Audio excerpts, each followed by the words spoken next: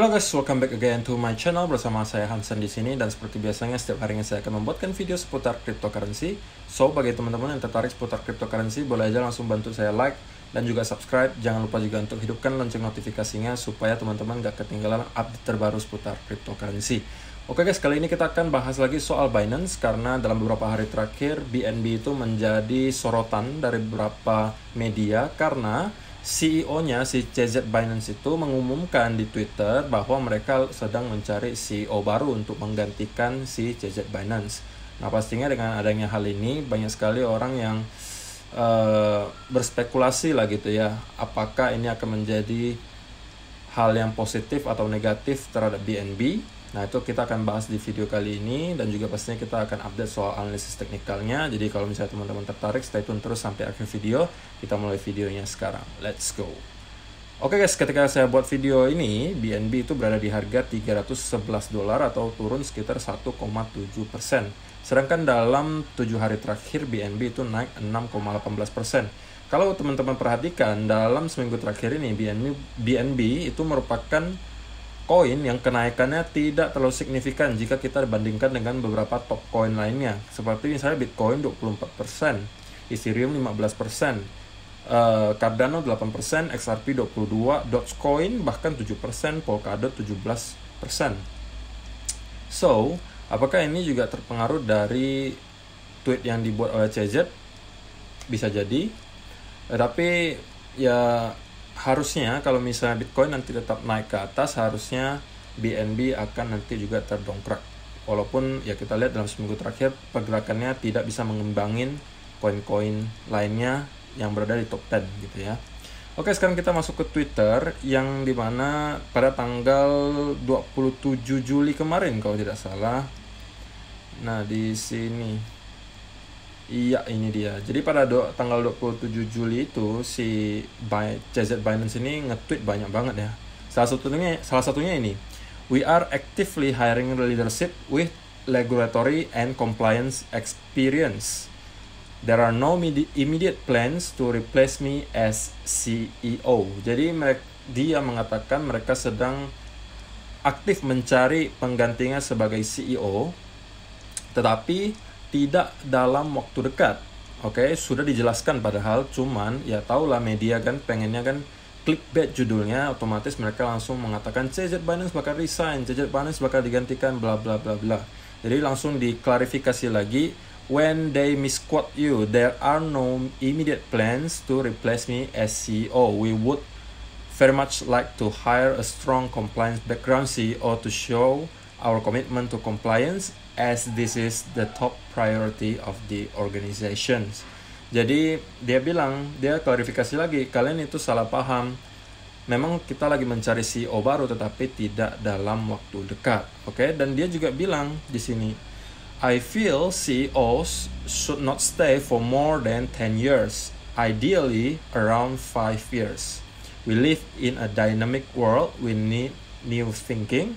Presidents only serve for 4 years. Jadi dia bilang juga, kenapa alasannya dia pengen mencari penggantinya sebagai CEO, karena menurut dia sebuah perusahaan yang baik itu CEO-nya itu tidak boleh bertahan terlalu lama. Idealnya itu menurut dia 5 tahun, maksimal 10 tahun. Dia bilang presiden aja 4 tahun sekali diganti. Masa CEO boleh bertahan selamanya gitu ya. Menurut dia, karena kenapa harus diganti juga? Karena menurut dia perlu ada pemikiran baru, perlu ada inovasi. Jadi itulah alasan utama mengapa dia dan BNB, pastinya Binance, itu mencari CEO yang baru. Oke, dan juga di sini dia bilang, I don't need to be CEO and I am not leaving. I will always find ways to contribute to the community behind the logo tattooed to my forearm. Jadi dia juga bilang, saya pribadi memang tidak perlu menjadi CEO dan saya tidak akan pergi kemana-mana. Walaupun CEO yang udah diganti, dia tetap akan berkontribusi di belakang layar. So, menurut saya pribadi itu bukan sebuah big deal ya, bukan sebuah hal yang masalah yang cukup besar. Karena apa? Dia sendiri bilang, walaupun diganti CEO-nya, dia tetap akan di BNB, tetap akan berkontribusi. Jadi tidak akan ada hal yang berubah, hanya mungkin jabatannya saja yang diganti gitu kan. Ada CEO baru, dan mereka juga mencari CEO baru tujuannya untuk menyelesaikan masalah-masalah yang kemarin mereka hadapi soal regulasi dan bla bla bla, makanya dia cari orang yang berkompeten di bidang tersebut. Oke, jadi itu menurut saya pribadi, menurut saya ya tidak akan ada masalah yang terlalu besar, walaupun kita melihat langsung ke chartnya aja, ke technical analysis, seperti yang tadi saya bilang, Binance itu untuk performa dalam seminggu terakhirnya memang tidak mengimbangi beberapa top coin lainnya, kenaikannya tidak terlalu signifikan. Nah, di daily chart kita sekarang melihat kita masih bertahan sedikit di atas EMA 200-nya, exponential moving average, cuman kita kesulitan banget nih, kelihatan banget di daily chart kita kesulitan banget untuk breakout ke atas, jadi masih choppy banget, masih sideways banget. Lebih jelasnya kita mungkin ke 1 hour chart untuk ngelihatnya. Nah, di sini teman-teman bisa lihat kita masih tertahan di areal yang dari dulu-dulu sudah kita sebutin, yaitu di daerah ini 315-an dolar yang sudah berkali-kali kita sebutin. Di sini merupakan area yang signifikan dan di sini juga disertai adanya trend line, makanya di sini dia tertahan sangat lama dan ini sideways banget. Dan kalau misalnya teman-teman ke 15 minute chart, sebenarnya ya ini bisa dibilang membentuk semacam symmetrical triangle ya, symmetrical triangle, dan ya kita masih harus menunggu harusnya. Tetapi kalau misalnya Bitcoin koreksi hari ini ataupun besok, saya rasa kita bakalan breakdown ke bawah. Cuman tidak usah khawatir kalau teman-teman yang holder, menurut saya BNB dalam jangka panjang itu masih sebuah koin yang mempunyai prospek yang cukup baik. Karena apa?